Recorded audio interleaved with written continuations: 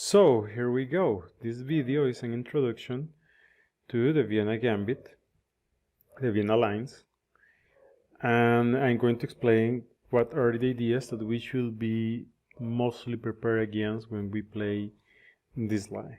So let's go. So in the Vienna, basically after e4, e5, white plays knight c3. The most common move, of course, is knight f3, but knight c3 is an interesting move. I don't think it's as ambitious and as good as other lines, but it's possible to play this line. So knight f6, and now we have the next main moves. Historically, the main line is pawn f4 and pawn d5. And something that I will talk about on this video, and I will talk more in depth in the next one. Then bishop c4 has also been really popular. Most of the time the idea is to play a kind of king's gambit, playing pawn d3 and pawn f4. And of course we take control of d5, so to play the typical d5 that black has in many lines against the king's gambit is not as easy here. And last but not least, something really common nowadays is pawn g3. Okay, that line happens, and it happens quite a lot. So we will prepare against this. Finally, even if it's not Vienna, it's good to note that this could transpose to the three knights opening after knight f3.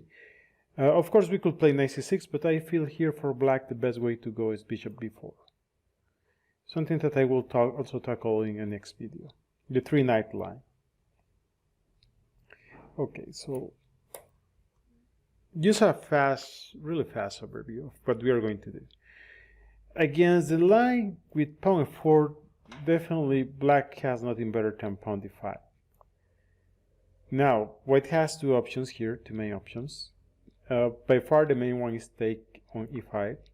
After knight e4, knight f3. But there is an option here. There are a couple of alternatives. Pawn d3 is possible. And queen f3 is a move that happens a lot at club level.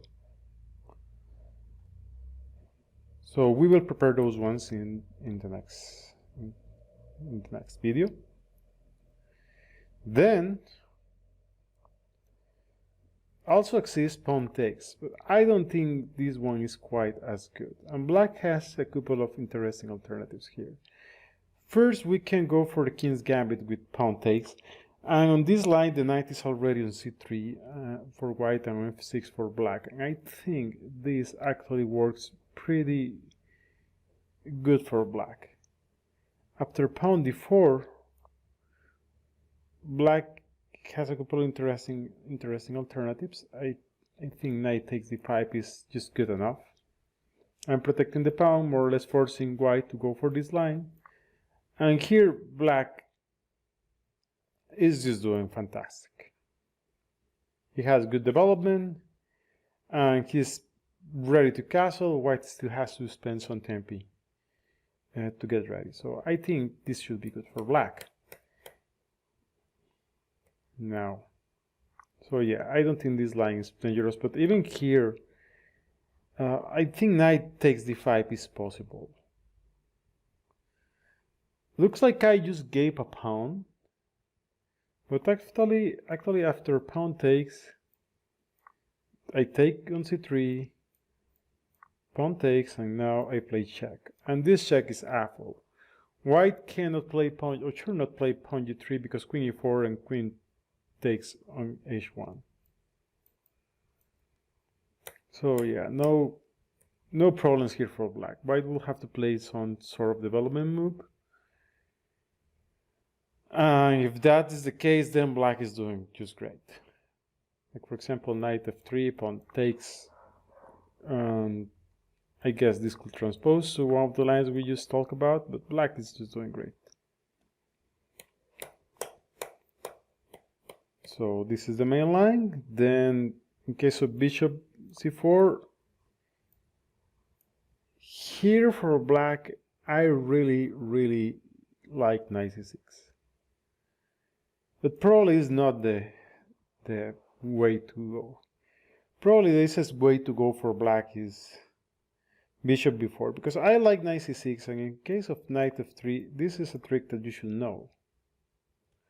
Problem with this line is that after pawn d3, well, actually white seems to be doing well in most of these lines. I really like knight a5, and black actually has got good results on this line. We get the bishop pair eventually.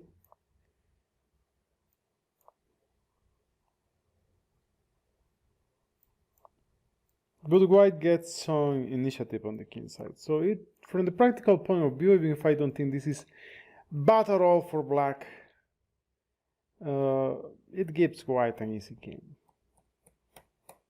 So for now, I guess bishop b4 makes more sense. It's a really solid line. Most of the time, white will play something like pawn d3 or pawn f4. But then we can go, in case of pawn d3, we can go with pawn d5 immediately, and we should have a good game. But even pawn c6, to play pawn d5 should be okay. The threat is d5, d4, so white should play like this. Takes, d5, takes, and black is having a really easy position, really easy game. And if white plays something more aggressive, like knight f3, then we are in the three knights opening, something that we will talk about in the future. Finally, pawn f4 is possible. Pawn f4 is possible, definitely. Here, there are not that many games, but black seems to be doing okay, just taking the pawn. The idea is that if white pushes now, we can play pawn d5.